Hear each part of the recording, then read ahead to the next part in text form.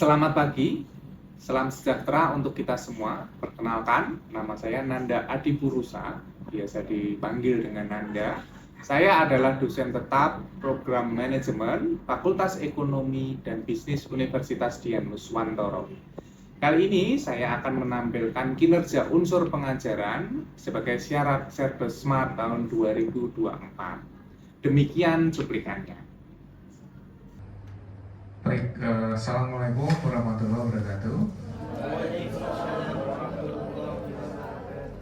Selamat siang teman-teman semuanya. Baik, kita kembali lagi di kelas pengantar ekonomi mikro. Hari ini kita masuk ke pertemuan keempat ya. Kemudian sebelumnya pembahasan sebelumnya itu kita membahas terkait dengan teori permintaan dan penawaran. Nah itu coba teman-teman review lagi, diingat-ingat lagi terkait dengan konsep yang kita diskusikan minggu kemarin gitu ya. Nah, satu hal yang terkait dengan teori permintaan dan penawaran. Nah ini ada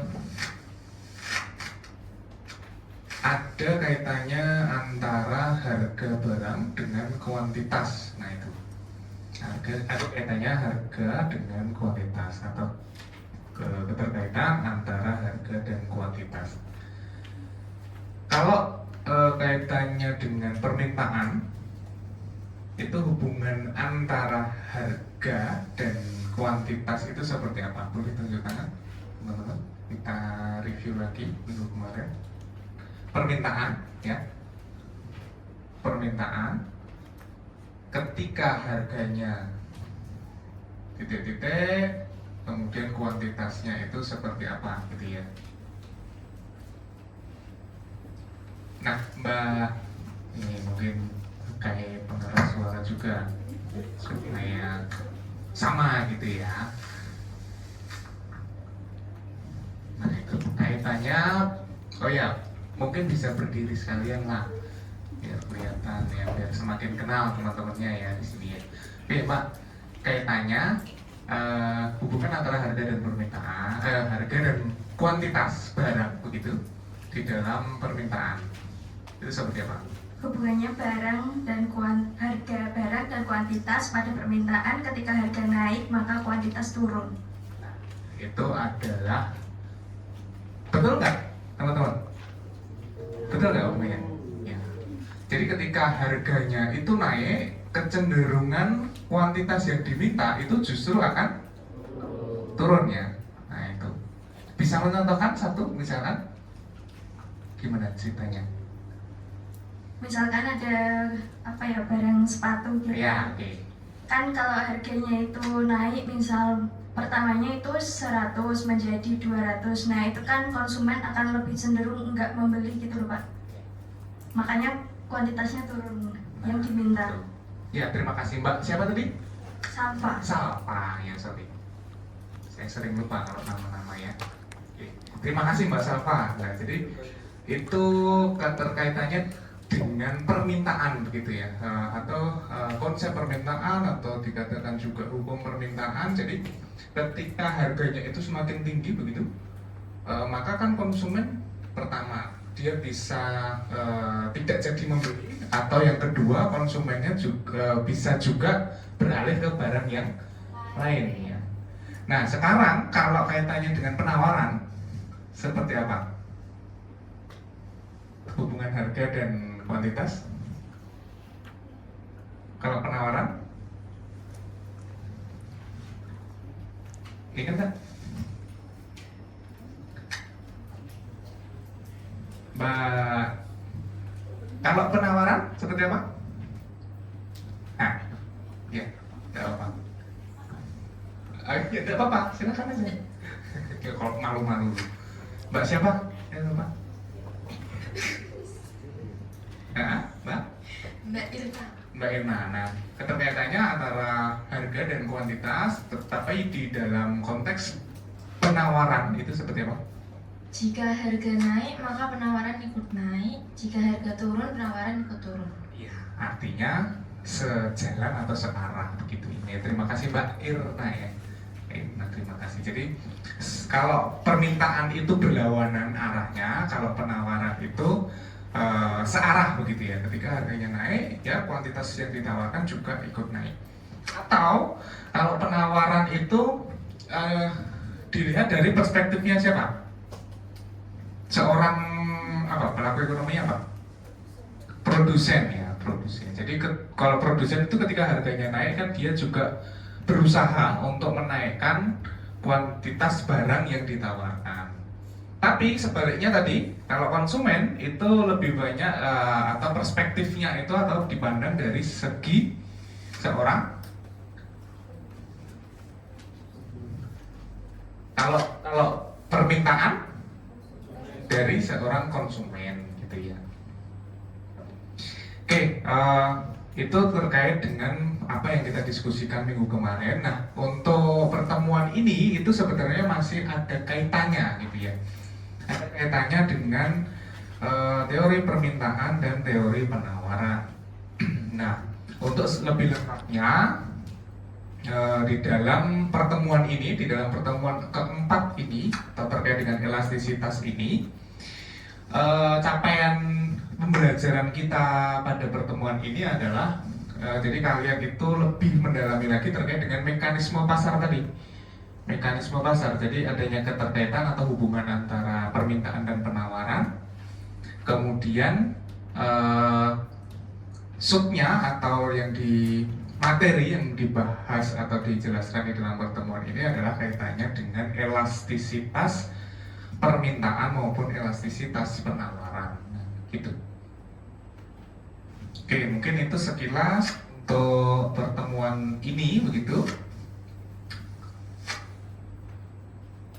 Kemudian pokok-pokok yang akan kita bahas di dalam satu pertemuan ini, nanti konsep elastisitas itu seperti apa, kemudian cara ngitungnya seperti apa, lalu contoh penerapannya itu juga seperti apa. Kira-kira poin-poin yang akan kita bahas di dalam elastisitas itu adalah beberapa hal itu tadi ya. Nah, kemudian pertama kita pahami dulu konsep dari elastisitas.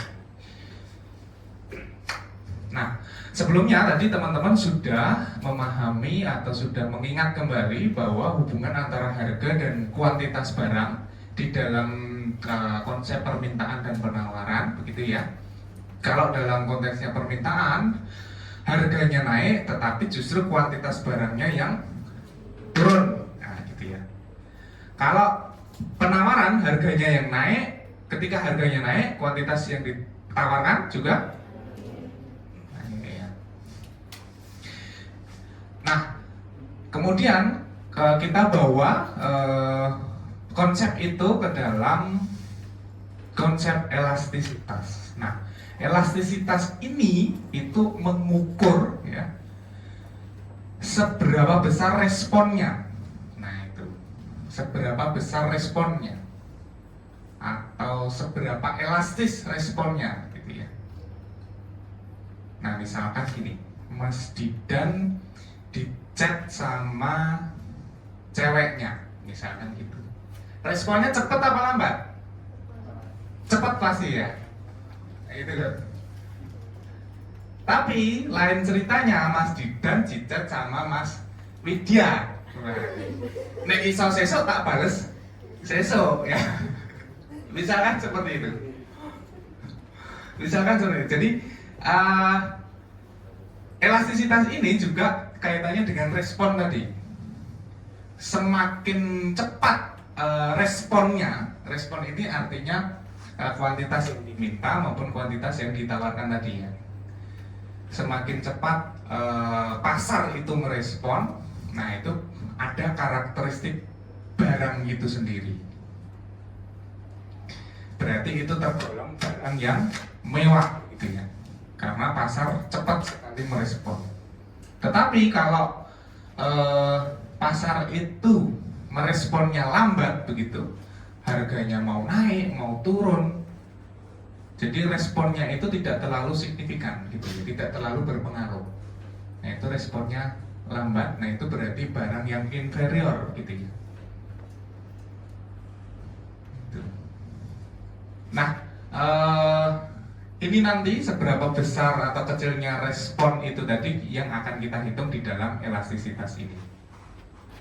Nah coba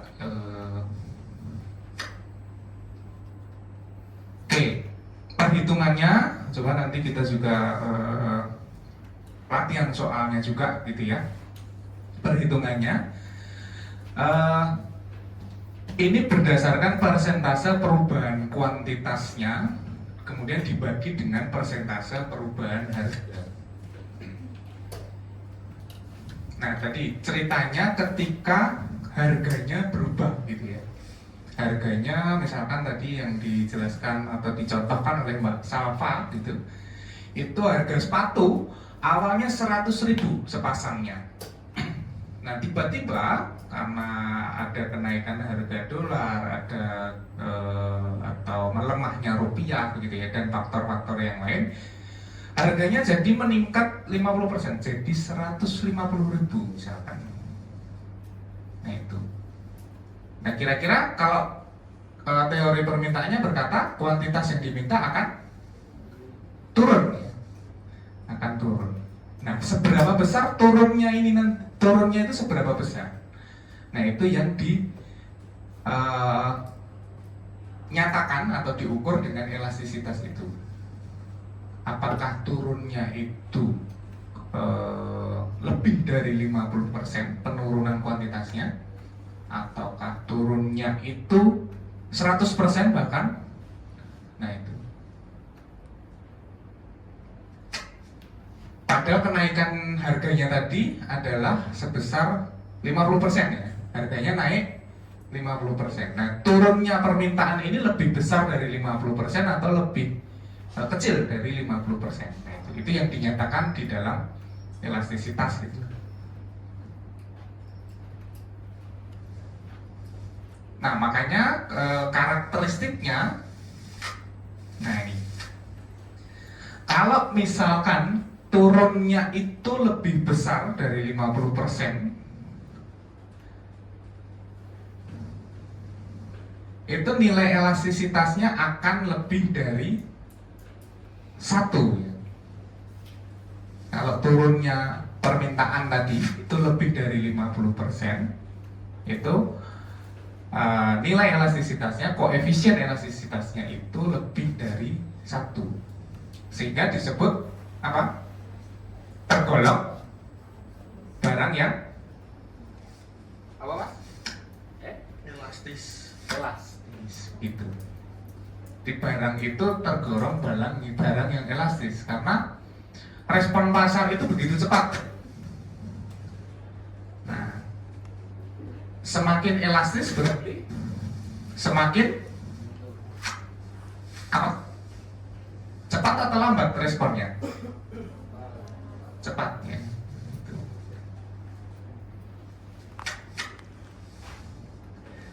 Oke, tadi saya lompati dulu untuk cara perhitungannya ya, detail perhitungannya. Nah ini misalkan, jadi persentase perubahan kuantitasnya berapa dibagi dengan persentase perubahan harganya. Oke, kita lihat contohnya di situ.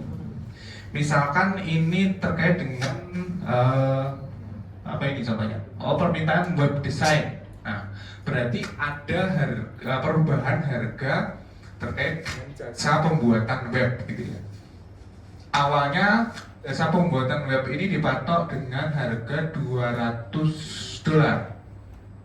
atau harga pertama.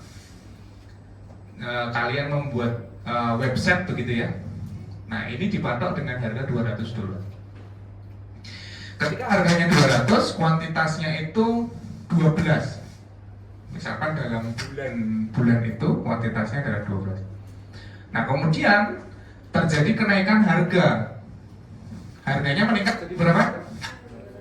200. 250 ya. Oke ya. Masih konsen ya ini ya semuanya ya. Meningkat menjadi 250. Kemudian kuantitasnya turun jadi 8. Nah, oke. Nah, dari perubahan itu kemudian dicari persentase perubahannya tadi. Kita cari pertama adalah persentase perubahan kuantitasnya. Awalnya 12 berubah menjadi 8 atau menurun menjadi 8 ya. Jadi 8 dikurangi 12 dibagi 12 kemudian dikali 100% ya, karena dilihat persentase perubahannya adalah minus ya, minus 33,34.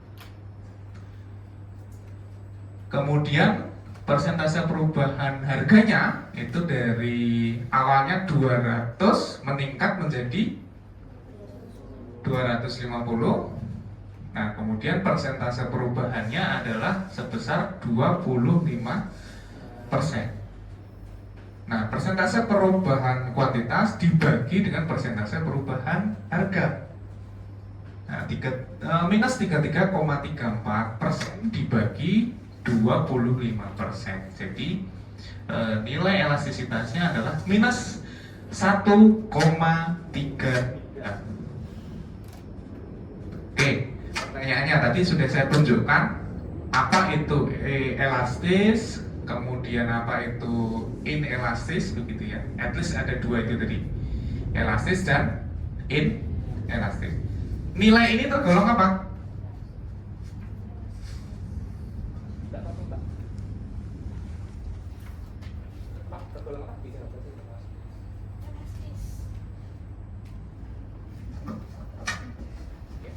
Elastis. Elastis karena nilainya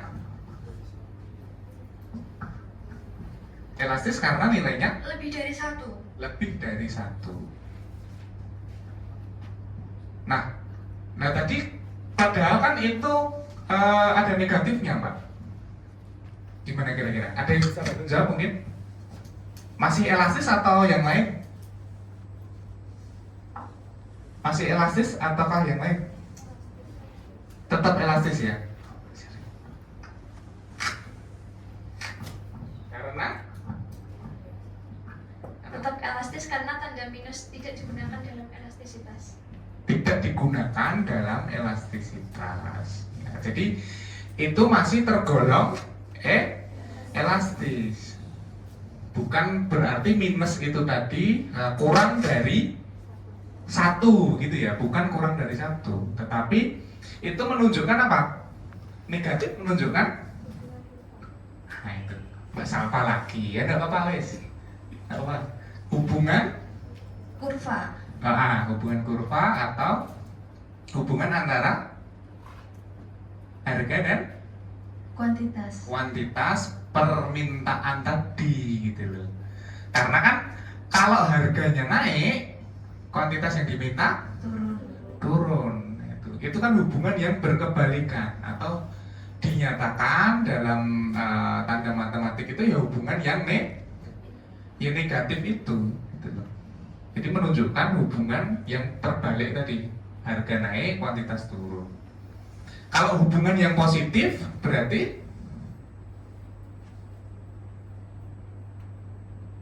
harganya naik, Permintaan nah, naik. kuantitasnya juga Naik. naik gitu ya. Nah itu kalau tidak ada tanda negatif atau positif, itu artinya hubungannya juga positif. Jadi negatif di dalam elastisitas ini hanya untuk menunjukkan hubungannya saja, hubungan antara harga dan kuantitas tadi ya. Apakah itu positif atau negatif. Kalau nilainya ya kita tetap memakai nilai yang mutlaknya. Nah ini berarti walaupun tadi minus 1 itu bukan berarti nilainya itu kurang dari 1, tetapi tetap lebih dari 1 ya. Minus 1,33 tadi adalah tetap tergolong barang yang elastis berarti. Ya, oke. Jadi tadi setelah kita pelajari konsepnya bagaimana, terus ngitungnya bagaimana, dan contoh-contohnya ya tadi beberapa sudah saya sampaikan. Nah, sekarang coba kita ke latihan soalnya. Jadi bagaimana ngitung tadi koefisien elastisitasnya. Nah, ini ke kasusnya itu misalkan seperti apa. Nah, nanti ada satu kasus begitu ya. Coba saya tampilkan sekalian. Ini coba nanti teman-teman. Nah, ini coba kalian hitung. Itu yang ditanyakan pertama adalah elastisitas harga barang X untuk bulan Agustus dan sifatnya itu apa. Baik, silakan teman-teman mengerjakan sesuai dengan instruksinya tadi. Ya, silakan.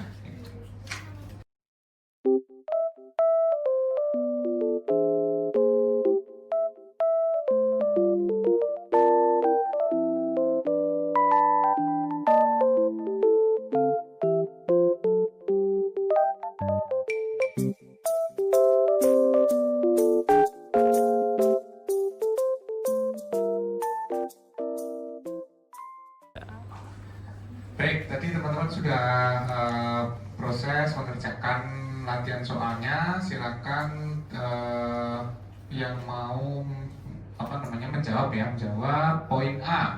Elastisitas harga barang X untuk bulan Agustus berapa? Ya, oke. Coba nilainya berapa? Mas siapa? Tidak. Mas Didan. Oke, nilainya berapa? Nilainya minus 1,63. Minus 1,63 begitu. Nah, kemudian kalau nilainya sebesar itu, koefisiennya itu sifatnya apa itu? Sifat koefisiennya apa? Oke, silakan. Untuk lebih dari angka 1 itu bersifat elastis dan digolongkan dalam barang mewah. Digolongkan barang mewah, kemudian sifatnya elastis. Mbak siapa? Dia. Pak. Ya, oke. Betul teman-teman? Elastis? Bukan inelastis? Bukan ya. Walaupun minus itu hanya menunjukkan apa tadi? Hubungan. Nah, hubungan antara harga dan kuantitas. Oke, nomor 2, elastisitas silang ya antara barang X dikaitkan dengan barang Y. Nah, nilai elastisitasnya berapa? Silakan. Ada yang bisa bantu jawab? Nah, ini. Untuk nilainya 0,96. 0,96. Nah, kemudian kalau nilai koefisiennya sebesar itu berarti tergolong elastisitas apa? Iya, silakan dibantu. Tergolong di inelastis dan bersifat Inelastis. substitusi karena kan kurang dari 1. Oke. Positif. Iya, nilainya positif atau negatif? Positif. Positif, sehingga itu menunjukkan barang substitusi. Kemudian kalau kurang dari 1, sifat elastisitasnya adalah Elastis. inelastis. Nah, jadi begitu. Ada yang lain? Ada yang jawabannya lain? Sama? Oke ya, clear ya. Artinya ya memang itu hasilnya ya untuk nomor 2. Sifatnya inelastis. Kemudian nomor 3, ada yang mau menjawab lagi? Oh iya, nah ini oper saja. Nilainya berapa Mas? Nilainya min 0,5. 0,5. Mas siapa? Mas Syarif, Pak. Mas Syarif ini. Mas Syarif 0,5 berarti itu tergolong apa? Elastisitas apa? Inferior. Itu barangnya, barang inferior tergolong barang Elastisitas elastisitas negatif. Sifatnya apa? Sifat elastisitasnya inferior, elastis atau inelastis? inelastis Pak. Inelastis. Jadi tadi katanya negatif nggak dipakai, maksudnya nggak di Oh, iya. interpretasinya kan nggak dipakai gitu kan. Oh ya Pak, maaf Pak.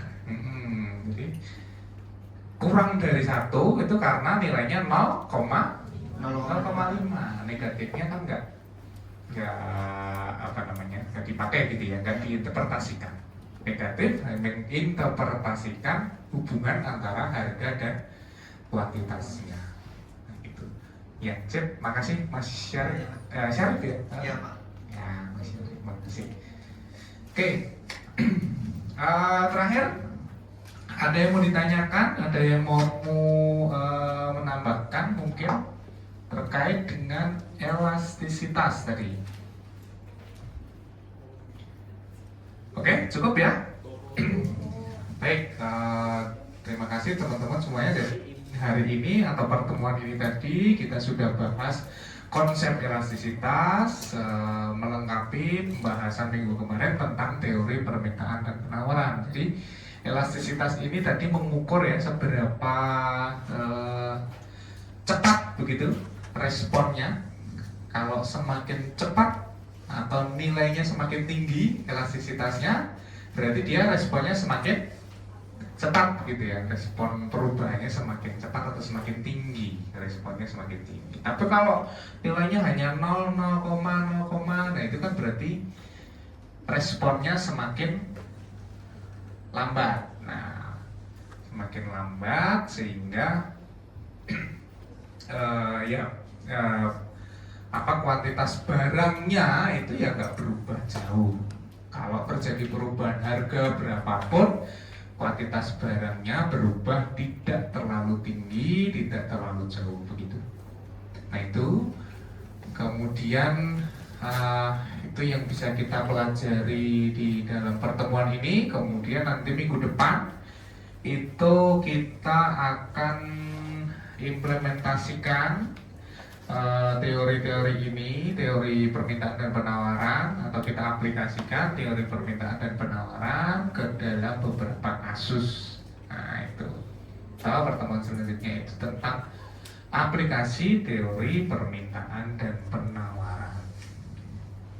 Oke, baik, kalau sudah tidak ada yang mau ditanyakan lagi, saya tutup untuk pertemuan keempat gitu ya, terkait dengan elastisitas. Ya, itu yang terakhir. Nah ini adalah untuk pertemuan selanjutnya nanti, aplikasi teori permintaan dan penawaran. Baik, terima kasih teman-teman semua. Semoga pertemuan hari ini bermanfaat ya untuk kalian, dan terima kasih juga atas segala atensinya, kehadirannya untuk pertemuan hari ini. Selamat melanjutkan aktivitas begitu ya teman-teman semuanya. Saya undur diri, saya pamit. Selamat siang. Wassalamualaikum warahmatullahi wabarakatuh.